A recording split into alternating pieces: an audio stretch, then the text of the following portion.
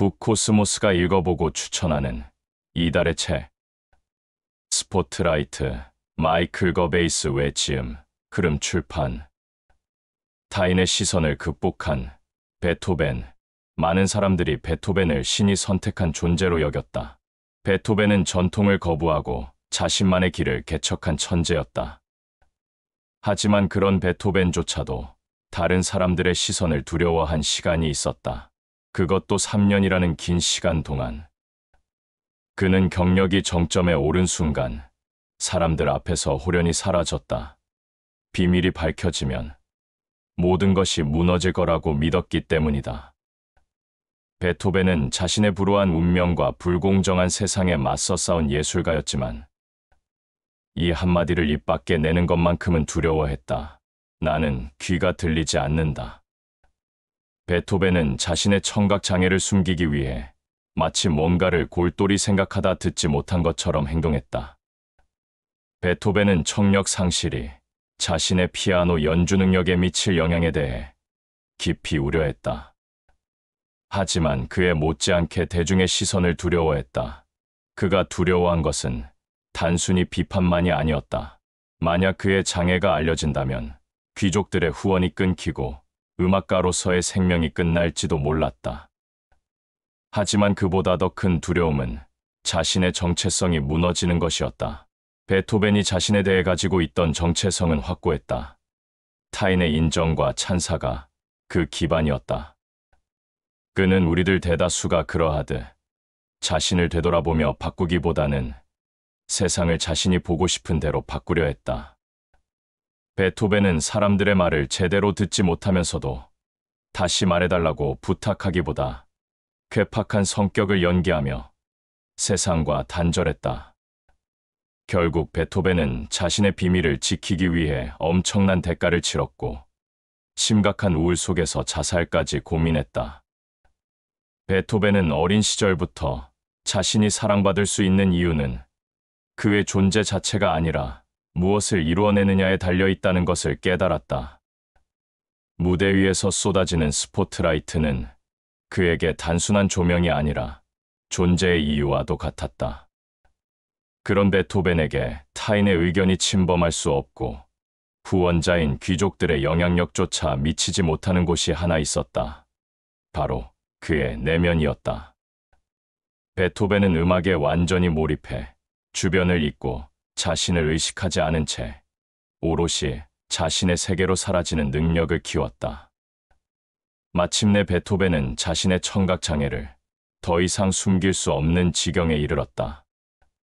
그는 1802년 10월 6일 동생들에게 절절하고 고통 어린 편지를 보내 자신의 상황을 토로했다. 이 편지는 하일리겐슈타트 유서로 알려져 있다.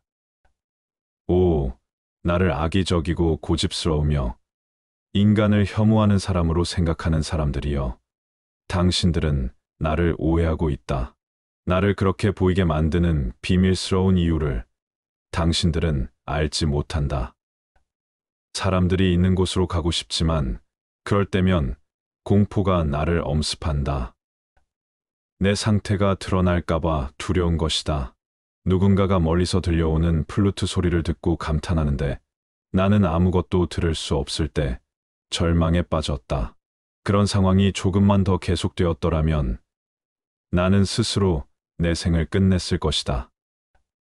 우리는 인생이 밑바닥을 치거나 고통이 극에 달하면 그때야 비로소 변화를 결심하게 된다. 베토벤에게도 극심한 고통이 변화를 이끄는 계기가 되었다. 하일리겐슈타트 유서는 베토벤이 바닥을 친 순간을 적나라하게 보여주는 동시에 그 고통이 사회적으로 인정받고자 하는 집착을 내려놓고 자신의 예술적 사명을 받아들이는 전환점이 되었음을 보여준다. 베토벤은 자신의 청각장애를 운명으로 받아들이고 어떤 대가를 치르더라도 예술적 잠재력을 온전히 펼치기로 결심했다. 베토벤은 자신의 가장 큰 두려움을 세상에 드러냄으로써 타인의 시선에 대한 두려움에서 벗어났다. 자신의 약점을 인정하고 나서 그는 자유로워졌으며 타인의 평가를 관리하려는 강박에서 벗어나 자기 삶의 주도권을 되찾았다. 베토벤은 타인의 시선을 의식하지 않고 자신의 내면을 음악으로 표현하여 거장의 길로 나아가기 시작한 것이다. 베토벤은 자신이 통제할 수 없는 것에 에너지를 낭비하는 대신 오로지 자신이 다룰 수 있는 영역에 집중했다. 그는 피아니스트로서의 커리어를 포기하고 작곡에 전념하기로 결심했다. 사회가 기대하는 모습에서 벗어나 진정한 자신에게 몰두하자 그는 마침내 자신의 잠재력을 온전히 발휘할 수 있었다. 베토벤은 이전에 누구도 들어본 적 없는 새로운 음악 세계를 창조해냈다. 삶의 마지막 무렵, 청력을 완전히 잃은 베토벤은 인류 음악사에서 가장 위대한 업적 중 하나로 평가받는 마지막 교향곡을 완성했다. 1824년 5월 7일, 베토벤은 비네케른트너 토어 극장에서 열린 교향곡 9번 초연 무대에 10여 년 만에 섰다. 비록 귀가 들리지 않았지만 그는 직접 오케스트라를 지휘하며 자신의 열정을 아낌없이 쏟아부었다. 그에게는 들리지 않는 연주였지만 베토벤의 마음속에서는 누구보다 생생하게 울려 퍼지고 있었다. 연주가 끝난 후에도 베토벤은 여전히 관객을 등지고 오케스트라를 바라보고 있었다. 관객들의 열광적인 환호를 들을 수 없었기 때문이다.